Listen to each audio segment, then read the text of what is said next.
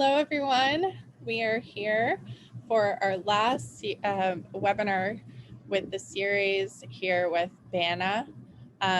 We have Janet Abbott today. She is the Director of the Language of Waters, Board President of BANA, researcher of integrative health and wellness systems, geothermal mineral water spring consultant, and water sommelier.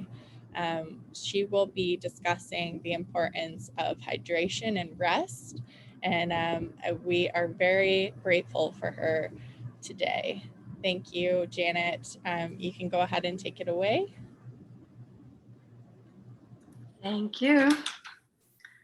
And so nice to be here for our last water series session. We've really enjoyed being part of this series. And I want to thank GreenSpa Network, Megan, Joanna, and yourself for being for this invitation and to speak about some of our BANA information and initiatives on the waters. And the collaboration has been a good one, I think. And we've enjoyed sharing with you some of our profound discoveries about balneology and revealing a deeper understanding of the waters through experiences and practices and studies at different locations throughout America. The best part is we have a real enjoyable time doing this, traveling to water sites and speaking with people and at their sites or within communities, bringing people together to talk about the waters and how wonderful they are.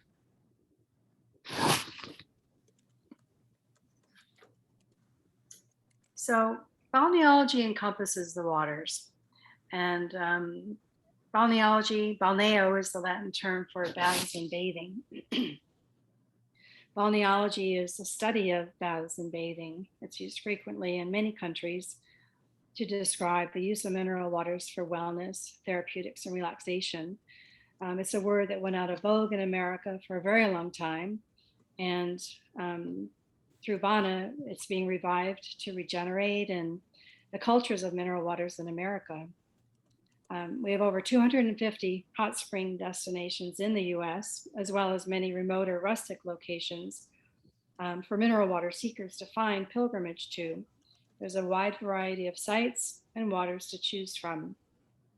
And there are more and more maps and books for location descriptions and sites you can find to locate about waters than ever before. Balneology culture is growing as people are looking for ways to be in nature and discover natural practices to sustain their health. The year of 2020, which we all experienced in tremendously different ways, really brought to light and brought forward balneology as an essential practice as spas around the globe were shutting down because of COVID conditions. The outcry, because this was a daily practice for many, many people to keep and sustain their health. And without being able to have access to the waters all over the world where people used sites as a regular daily or weekly practice, balneology conversations and studies and reports came together to really understand and revitalize the value that balneology practices, therapeutics, experiences offer for people to keep good health. So balneology, it's a word to start saying and practicing and roll around on your tongue. Embraces the sciences, the arts, and the cultures of natural mineral waters, taken for drinking, soaking, bathing, saunas, muds or peloids, and including climatology, what goes on outside of the waters around you at site-specific sources. Site-specific sources is a term that we at BANA came up with to really designate what happens when you talk about a water site, what goes on at a water site, the source of the water. The water is a specific kind of water. Every water that comes to the surface has its own signature. So site-specific sources is a term we'll use often to describe that each location is different in some way, and the water is used different in every way around the globe. Balneology encompasses a wide range of searching and learning and sharing of the waters, from the outcomes of our initiatives, including building relationships with water stewards, water seekers, study of watersheds to learn about water sources, deep earth geology, which give mineral waters their signature taste and benefits. We are dusting off the language used for balneology and mineral waters to better understand refreshed ways to use the waters for therapy and pleasure. Humanity is awakened through the waters. We arise into a conscious well-being in the waters. Community is so important in order to share knowledge and know-how about the waters. And we have monthly calls that we speak about different subjects having to do with mineral waters and practices of balneology, and a lot of different relationships around waters that are built. So we invite you always to come to our monthly calls and share in these conversations with us.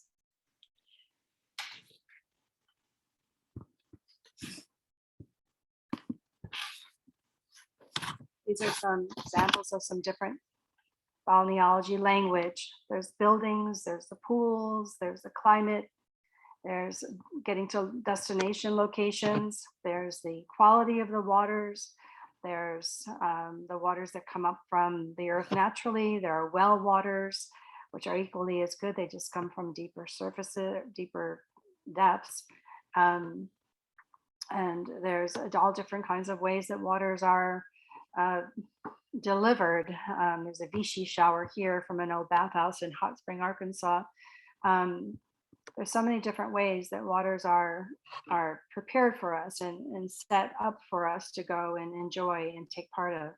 And so much of this has to do with so much about what BANA offers for speaking about them and sharing and educating and learning. So a little introduction to who I am. I'm Janet Abbott. I'm director of the Language of the Waters and BANA president. And it's through BANA research and study that we discovered the language used to describe balneology practices in and around and through the waters. They've become static as water became more commodity than a healing element. And as the need for water and wellness slowly was replaced with faster ways to address diagnoses for health issues, we not only moved past the waters as human behavior for wellness, we lost our natural rhythms that are a part of our organic systems. Thus, the language used about mineral waters for wellness is a very important piece in the way we are moving once again to restore the relationships we have with the waters. We'll address this in our series today on hydration and rest. I've been navigating the waters in practice and experience my entire life growing up in Western New York State, drinking the sweetest spring waters from our land and bathing in deep gorge spring waters and waterfalls that source from an area extremely rich in spring-fed sources, feeding rivers, waterfalls, gorges, lakes, and creeks, geologically and geographically. This heritage led me to find fulfillment in discovering natural mineral waters as the principal value of well-being by humans and their cultures throughout the world. I've dedicated the past 2 decades of time to this discovery and study, and through BANA and together with our fellow directors, found a community of water stewards, enthusiasts, practitioners to share the language of the waters, spa cultures, water medicine, advocacy and outreach through research, information, and education to promote the most life-giving element, the water. My professional career for 45 years of practice has been as a health wellness consultant for mind-body well-being, with a focus on human anatomy and physiology as living systems responding to natural cycles and rhythms. I also host World Water Tastings as a water sommelier to share with people the experience of learning about how to taste waters for their difference based on the signature of their source, their salts and their minerals. And this is a fun way to learn about waters from around the world. You can actually taste the world in a room in a way.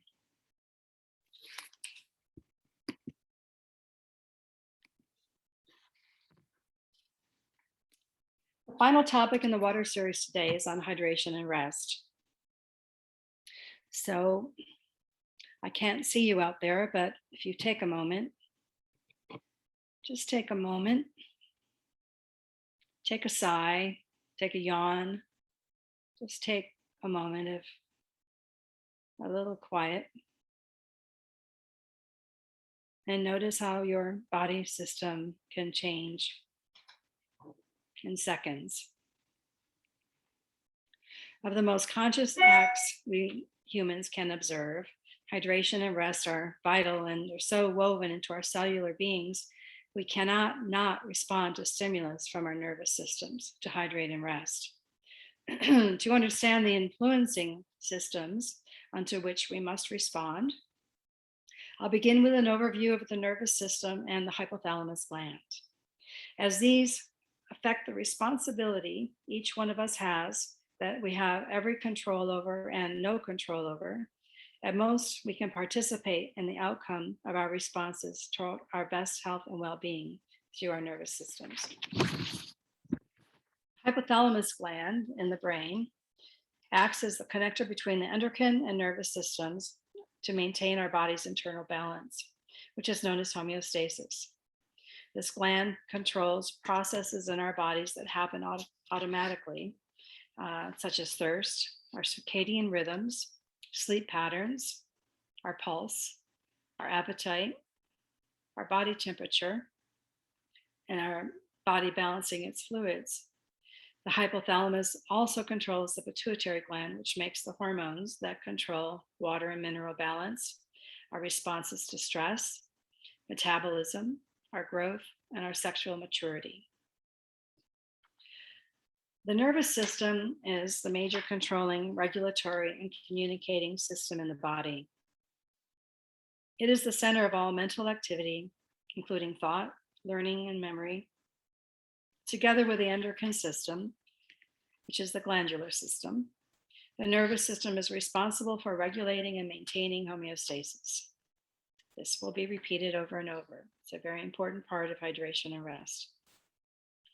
We recall we did speak about homeostasis in our second and third talks on the benefits of mineral waters and on hygiene. If you want to re-listen to those talks, they are on YouTube through Green Spot Network.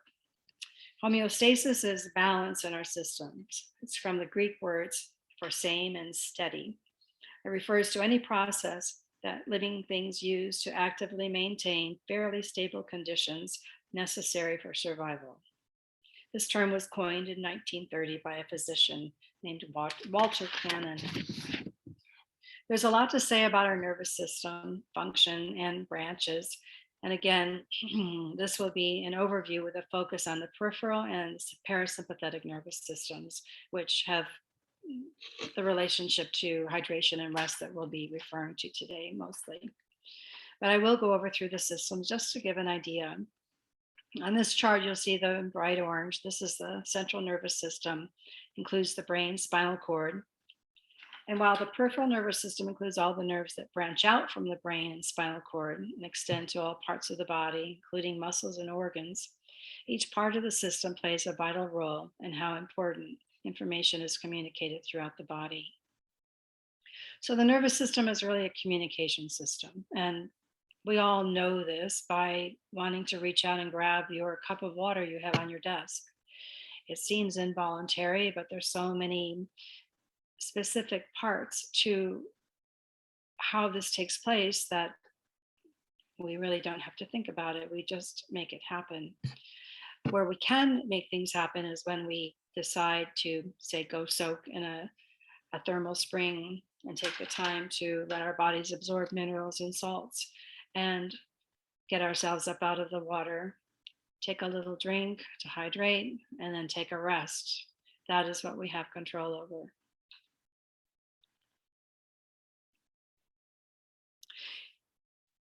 The peripheral nervous system is everything else. The peripheral nervous system is a division of the nervous system containing all the nerves that lie outside of the central system.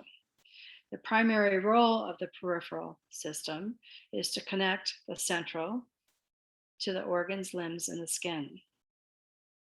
These nerves extend from the central nervous system to the outermost part of the body. These charts are always a little bit elementary because they really don't show exactly how far reaching the nervous system is, but they give us an idea. They're a bit of a map, but not a complete map of the tiny, tiny roads and tributaries that exist in the system. The peripheral system allows the brain and spinal cord to receive and send information to other areas of the body.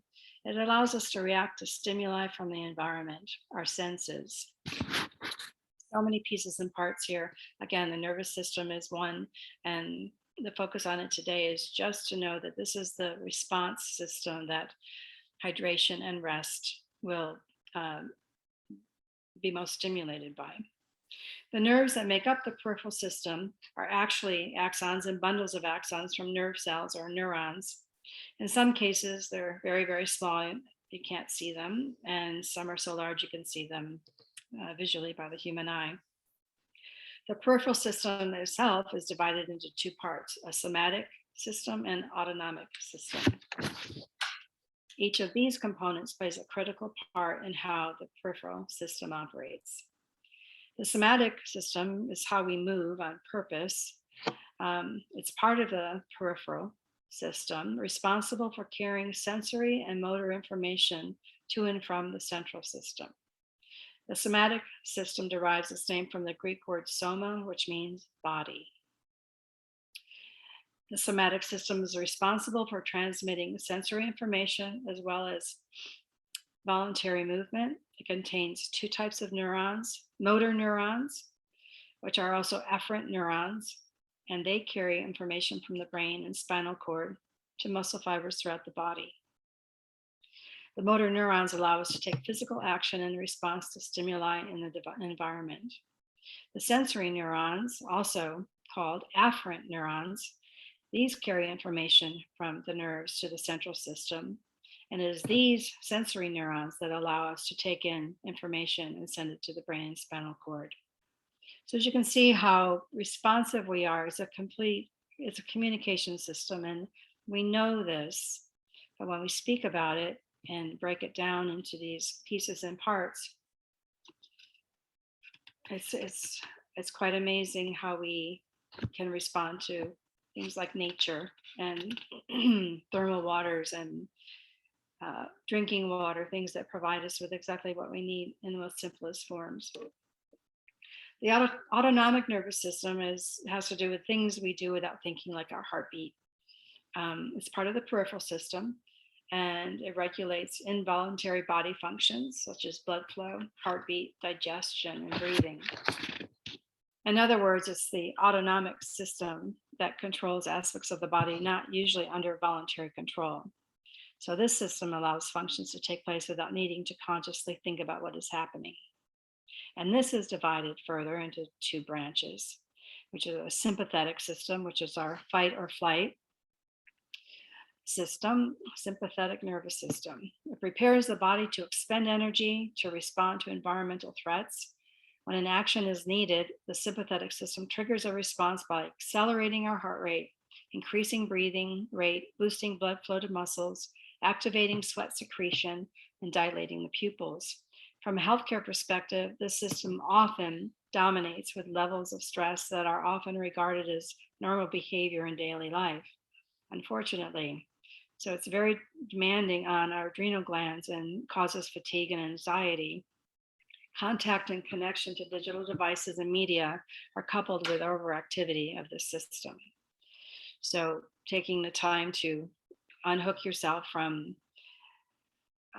technology is a helpful thing to do. It restores in so many ways. And add to that, taking waters in some form or other is another way, again, through hydration, to just balance our systems out. Very, very, very necessary for a strong immune system. Here's some images again. This image on the left is the nervous system completely stretched out. I just thought it was an interesting view. And then also other images of the neurons and just this communication system that's firing all the time. And helping us move through the world. And the central photo is a show of the center of our brain there with the hypothalamus, such a tiny little powerful gland right next to the pituitary. And these are master glands that translate so much immediate information to us through their secretions along and aside and within the nervous system.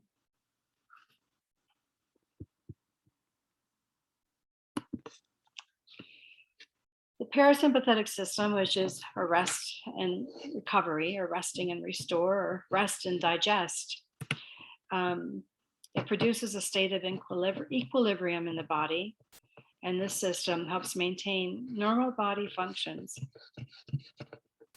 and to conserve physical resources. So this system, by directing us and stimulating us to slow down and take a moment, the restoration to our system is one of the best health recovery things we can do. And this is in complete rest and disconnect to anything to take us into brainwave states that are active and busy. So this system teaches us, if we take the time to learn how to be slow and steady and let our responses that are natural restore us to equilibrium, homeostasis. The system maintains normal body functions and conserves physical resources. Once the threat is passed, the system will slow the heart rate, and slow the breathing, reduce blood flow to muscles, and constrict our pupils. It allows us again to come to a resting state and conserve energy. Now, we all know what this is too, and we know how it shows up for us.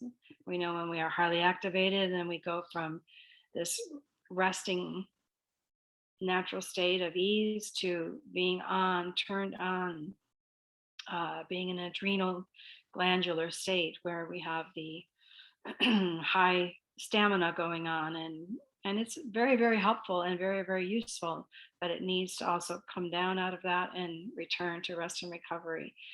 We can use up too much energy and we'll go into something that's irregular hydration and dehydration, something that can happen.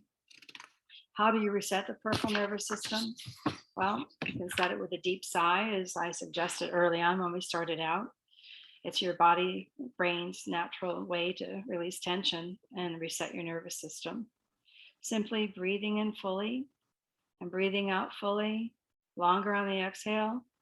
Go ahead, you can try it now too. Just see how it changes your system. Studies have shown a deep sigh returns the autonomic nervous system from an overactivated sympathetic state to a more balanced parasympathetic state. So hopefully in this view of the nervous system, you'll learn how we can actually be part of how we regulate our systems, and we can help train our systems to be focused and alert, but also to be restful and recovery with energy, restoring. Long, deep breaths can also manage our stress responses to help decrease anxiety, fear, racing thoughts, rapid heartbeat, and shallow chest breathing. Sometimes getting into a high temperature water can increase your pulse rate and your heart rate, and this is something to be aware of. Signals would be, just getting too heated up too quickly. And if this happens, take the time to just lift yourself up out of the water and sit on the edge or sit out of the water, stand out of the water and let your system cool down. You can go back in the water, and several in and outs like this will help your systems, sympathetic and parasympathetic, to find a balance. Activating your system, as Marcus talked about earlier on hormesis, activating your system to actually get turned on is one way to go into a deeper rest. And mineral waters have this effect if they're warmer than you're used to. Just go ahead if you have the opportunity, and there's different levels of water. Like if it goes to springs, they have different pools with different temperatures. They also do at Iron Mountain Hot Springs. to just try different waters and then build your way towards taking the waters in a way that suits you. You don't have to try to be the hero to take the hottest water. And if you do, then, treat it responsibly and, take the time that you don't cause harm to yourself. So knowing the difference between the stimulating sympathetic system, the kind that turns us on, but also is so powerful that people have been known to lift cars off of people just with the strength they have in that system. It's very powerful. Hanging out in it longer than you need to starts to burn your energy and starts to tip yourself into a scale of dehydration and too much stress, too much output from the adrenal glands. So one has to know how to regulate that for better health. Yeah, really, it's just so you can maintain good health and good quality of life because of that.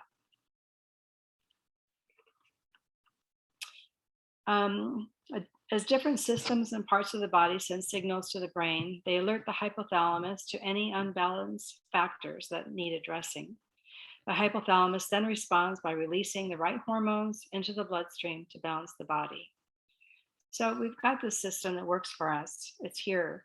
Just by maintaining balance is how it works the best. So these are just ways to entertain, to bring into your lifestyle, to maintain good health. One example of this hypothalamus is a remarkable ability of a human being to maintain an internal temperature of 98.6 degrees Fahrenheit. If the hypothalamus receives a signal that the internal temperature is too high, as I was just describing, it will tell you to sweat. If it receives a signal that says the temperature is too cold, the body will create its own heat by shivering. The hypothalamus is a gland in your brain that controls your hormone system. It releases hormones to another part of your brain, pituitary gland, which sends hormones out to all your different organs. This happens quickly, immediately, and again, takes us towards rest and recovery, or shoots us into action, but at some point we need to stop and recover.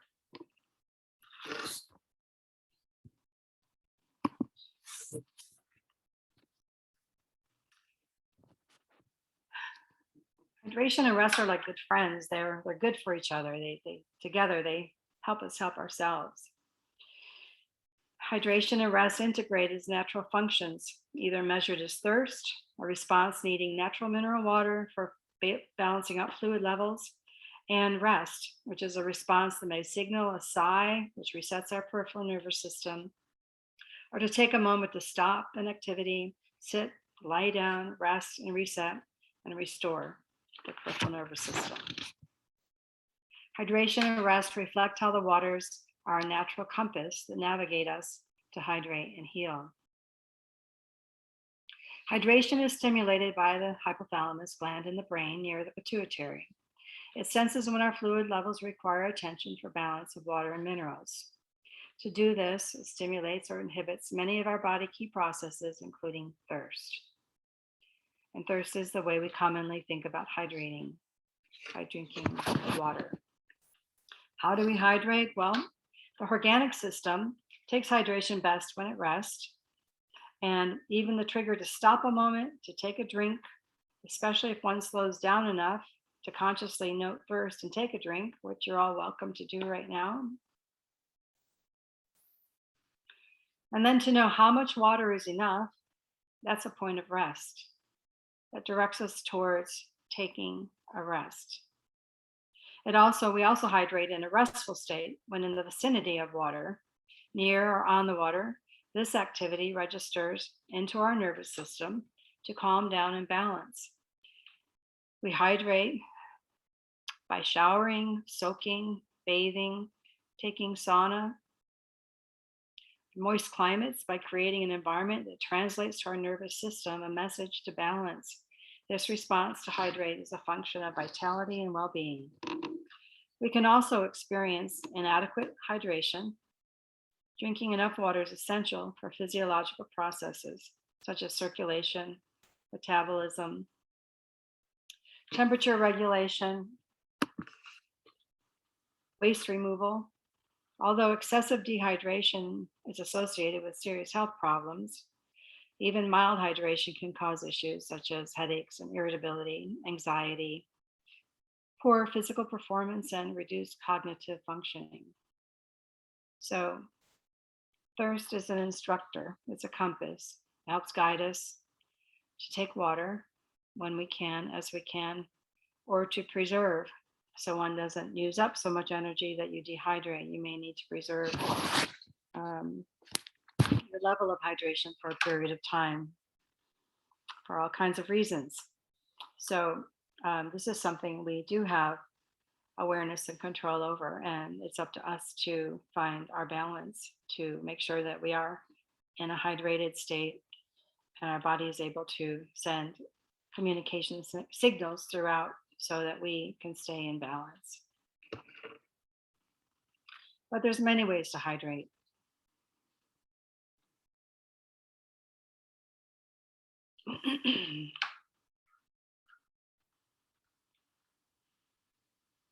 We can hydrate through first showering, soaking, and again, in climates we can use misting. We can, just take a moment and think of all the different ways that hydration shows up in our lives. Staying fully quenched is a key to our overall well-being, including surfing the tides of our emotions. This is because our neurons detect dehydration, and they also signal the part of our brain regulating our mood. It's like a warning signal prompting us to drink up, take care of our thirst.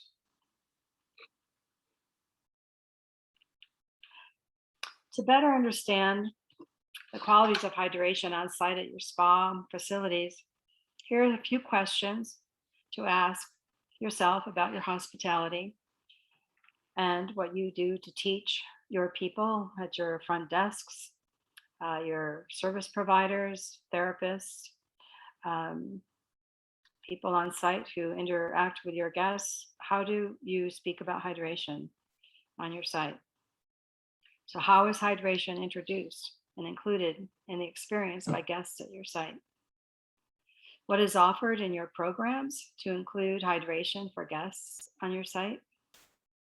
What hydration recommendations are described before, during, and after soaking? How do you respond to questions when asked about hydration? Do you offer water? Is it spring or filtered? In a glass or bottle or plastic? Do you provide drinking water bottled at a fountain for drinking, or do you have something that fills containers for hydration? And what is recommended for resting in order to reset and hydrate after a soak? And what is the space that you provide for resting after soaking or drinking or sauna or treatments? One of the things I look for when I go to a spa is this very thing: how people are instructed to take the waters, how they're instructed to kind of slow down and take a shower before you go in the water.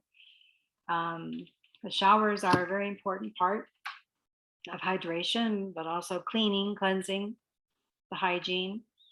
They also help keep the mineral waters naturally in the pools free from our body lotions and extra skin cells. To keep yourself clean before you go in the waters are maintained at a better ratio to the numbers of people passing through. It's nicer water to be in. Plus, your body skin cells open up and start breathing in oxygen and take in the mineral waters in a much better way than the skin that is perhaps clogged up a bit with products and haven't been opened up by scrubbing or brushing. So these are things that you can do to help the performance of water better in your life.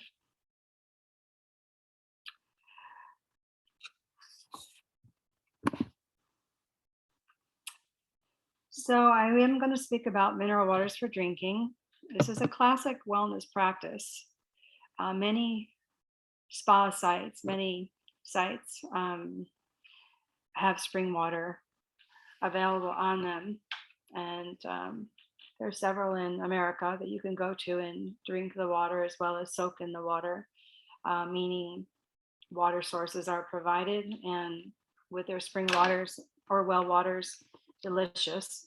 Um, and you can fill up containers or vessels and keep these available while you're soaking, just to continually hydrate while you're taking your water experience.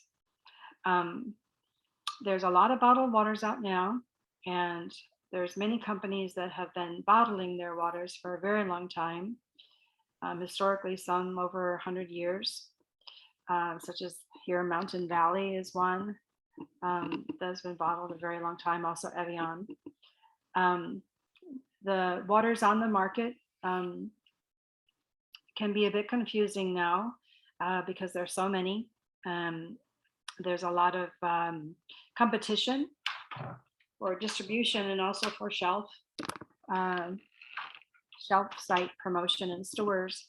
But most places have water aisles that you can go and see what waters are available. Hopefully, stores that are local in your area will feature waters from your area, and there are ways to look up online what waters could be available if you wanted to order them for use in your home. It's just taking a bit of time to do some research featuring these waters, because these are all good bottled waters from good sources. I would say most of them. There's a couple there, I suppose, that they're a bigger business now. But I just wanted to mention this. To drink water and soak for hydration, cleansing, and homeostasis. Some mineral water sites, they offer their waters.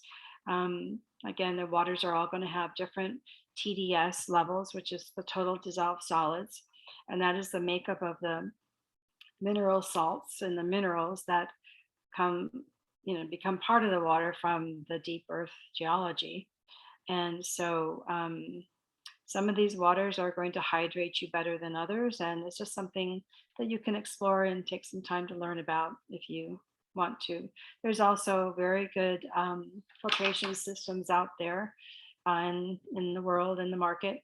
And I know a lot of people are using these in their homes to take regular tap water and filter it for a better drinking taste. And these waters you would drink because of their taste. And I favor Mountain Valley water from Hot Springs, Arkansas. It's just been a delicious water that I've enjoyed for many years. I have a big bottle on my shelf at home. I just can go up and just get a good drink of water whenever I want. So these are opportunities. It doesn't mean tap water is bad. Tap water is just different. It is, programmed water, basically. It does come through, and thank goodness, through our tax dollars, through our watershed systems and our filtration systems at our water plants, and comes to our homes and is readily available for our home needs and our hygiene needs and our hydration needs. And some city waters and local waters are very good and are treated in a way that they're very tasty. Some you'll find are highly chlorinated or have taste to them that may not be something you really like. You may find if you don't like the taste of that water, just find something that you do like so you can stay hydrated and enjoy the taste of water, just to take care of yourself. So it's just a little remark on that. Choosing a mineral water for drinking is a personal decision. It's made by taste, the mouthfeel, and the satisfaction for your thirst. The reasons for thirst are many and mainly related to water and mineral balance of our systems. Thirst is a signal that our water levels are low and we need to replenish and balance. Some of the most important electrolytes used in our bodies are sodium, potassium, chloride, calcium, magnesium, phosphorus, bicarbonate, lithium. These minerals are essential nutrients for our bodies because they help with hydration and keep the pH balance in our bodies stable and regulate muscle and nerve functions. You can read the label on water bottles, and often and mostly, and it's best if they do list their mineral composition, which is called the TDS, and you can learn the location, source, where they're from, and then you just taste them and see if it's to your liking. So there's a little bit on drinking waters.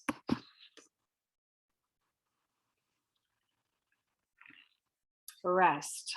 Rest is vital for better mental health, increased concentration and memory, a healthier immune system, reduced stress, improved mood, and even a better metabolism.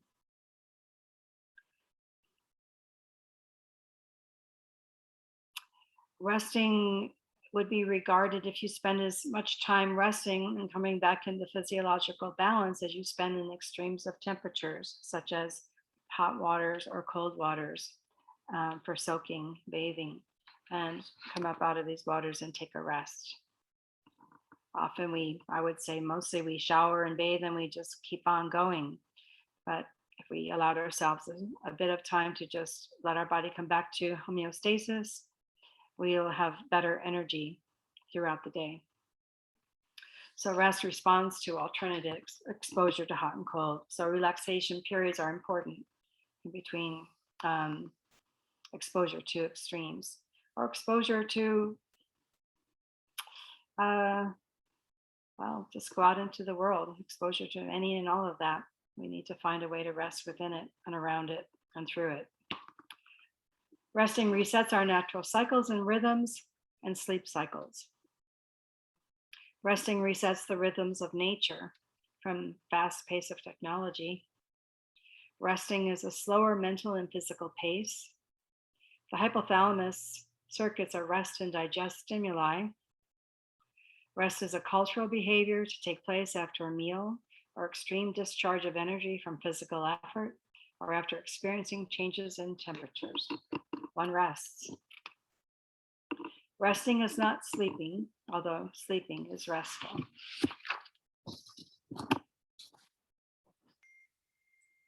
I have something such as circadian rhythms, mental and physical behavioral changes that follow a 24-hour cycle.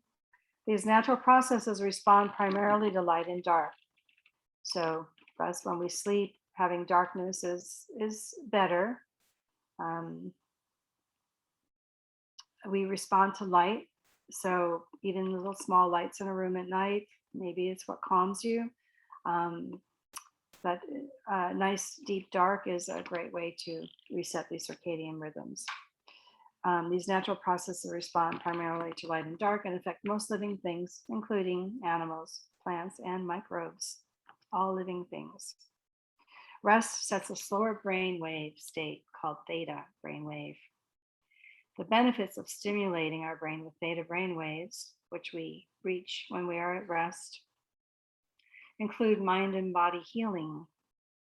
We boost our immune systems, deep levels of relaxation, stress and anxiety reduction, intuition increase, subconscious connection, the ability to program your unconscious mind, your subconscious, and high levels of creativity.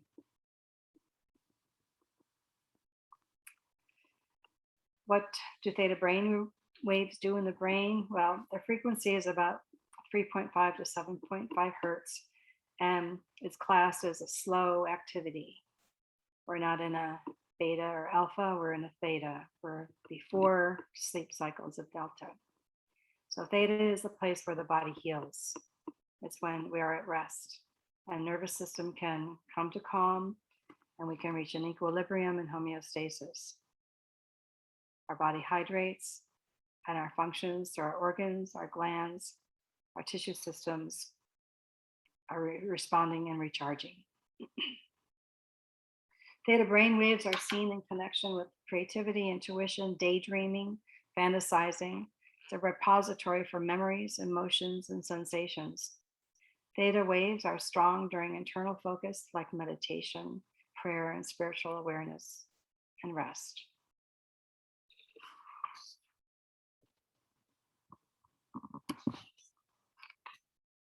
I'd like to make a mention about the hydration of space.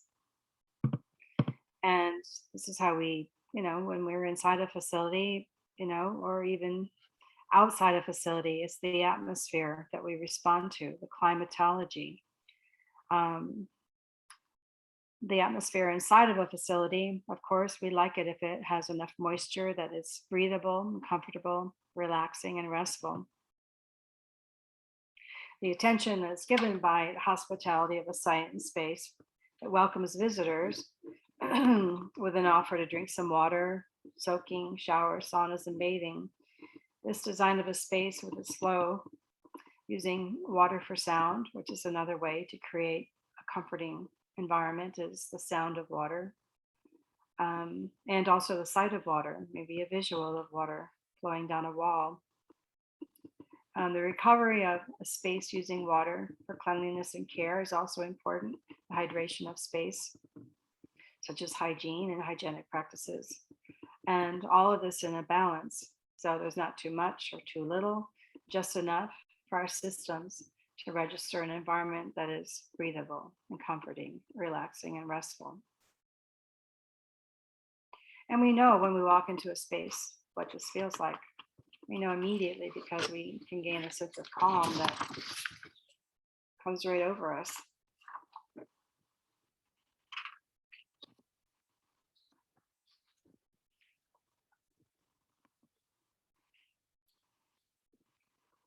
So in summary, the water series featuring a BANA study on philosophies, principles, practices, and procedures. We covered awareness of watersheds. So we know, encouraging you to know your water sources and how we care for the waters, how the waters are returned to nature for renewal and to resource again. We learned about natural mineral waters and their benefits, including waters that are treated for access as good water, and how we benefit from conscious use and care of the waters for our well-being. A deeper view into the need for hygienic practices for our internal physical systems to sustain and balance for good health, as well as hygienic practices to maintain our external environments in balance. Finally, the human value of homeostasis, the perfect balance through hydration and rest to reset and restore our systems for a good quality life. From our extensive travels visiting community sites as well as remote locations over decades of research, we developed the BANA triquetra. Triquetra represents the natural elements of earth, air, and water. The triquetra embodies natural mineral water referencing, study, and practices for well-being. So we have determined 3 fields and systems, which include our BANA 10 domains. And these systems integrate waters, foods, movement, body work, being touch, therapeutics, mind and body, refreshing the mind, calming the mind, natural therapeutic agents through treatments, nature, walking in nature, spending time in nature, education, refresh your mind, become knowledgeable, management, as we talked about throughout this water series, the management of our systems, and time for rest, time for sleep, deep dream cycles, time to re-energize and revitalize. Our BANA best practices include hospitality, which we speak a lot about. It's the way that you greet people, that people are introduced to what you have to offer through your waters and their experiences that they have in it and the benefits that they gain from it and how they return to your site again. Hygiene, which we spoke about in the 3rd session, internal hygiene and external hygiene, and the practices of this. Hydration, which we're talking about today. Hydration is more than just drinking water. It's being in water, near water, and being in hydrated environments. Harmony, homeostasis, healing, history, and humanity. Humanity will be the topic on our next BANA call, which is not tomorrow, but next Wednesday, the 22nd at 1 p.m. Central Standard Time. I hope you join us. Dr. Jonathan Paul de Burville will lead this discussion. And finally, the BANA flow formula, the third piece of this triketra. And this was pulled together after years and years of taking time with communities to talk about, and people, water stewards, to talk about waters and all the many different ways that we have to make consideration on how waters are cared for, how waters are sourced, how we're understanding what they are, what they offer, and their mineral balance, how we can make use of them to improve our health and wellness and enjoyment of life. So the BANA flow formula was created to encompass all the many ways that we associate with water. It's a tool for holistic assessment of site-specific water sources through stewardship of and the environment, well-being through hygiene, wellness and health, therapeutic practices, clinical treatments, health promotion, active management, restoration, recreation, resources, plumbing, relationships, the politics, and renewal percentages, the cost of doing business to allow people to come to your site and take advantage of your mineral waters. And we do this through research, information, and education in our communities.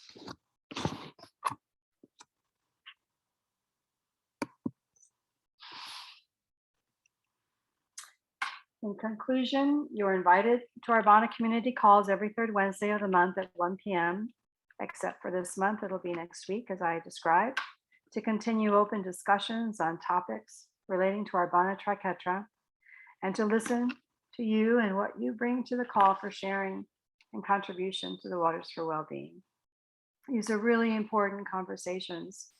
They teach us all something that we can share. And it really does help us restore our understanding about the waters and how they serve us in our lives. BANA members include bathers, health specialists, and educational institutions,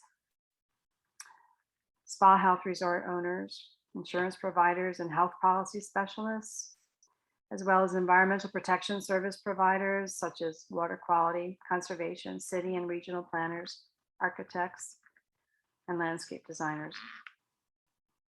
Joining BANA will involve you in a community of individuals and organizations working together to bring awareness to the arts and sciences of natural mineral waters for baths, bathing, soaking, drinking, saunas, muds, and climates in North America. Do consider to join BANA. Your support helps towards our initiatives and research, information, education for natural mineral water communities to grow strong for the well-being of humanity. And thank you, and we would welcome further sharing of BANA research, information, and education for communities with the Green Spa Network webinars. Thank you very much. Happy holidays. And we have some time for questions. Yes, we have a question. It's from Hugh Jones, and he's asking if there is a directory of mineral springs in the United States. Yes, there is, and there's many. There's a website to go to. It's called Hot Springs of America, and that will give you a pretty good view of most of the hot springs, their location, and something about each of the sites that are presented there. There's a book called Hot Springs of America. There's several actually written about the springs in the Northwest and springs in the Southwest. So they're listed that way: Hot Springs of the Northwest, Hot Springs of the Southwest, and they'll take you to each state and direct you towards the waters there and tell you about the sites and give you an idea about the waters that are offered there. So you can really plan a trip through those books, because they even give you some, map designation, things like that. So there's a few. You can go to just states and look up hot springs in a state, and most of these are going to be in the Midwest. It's going to be New Mexico and Colorado, Montana, Wyoming, Washington, Oregon, California, Arizona, Nevada. These are going to be where you'll find most of the hot springs sources. Texas has a few. We're hoping to have more. And then as you get out towards the east, Arkansas, Hot Springs, Arkansas has hot water sites, and certainly Florida has one area that has some warm water, and North Carolina and Virginia and New York State. So just go, and you can go to the states and look things up as well.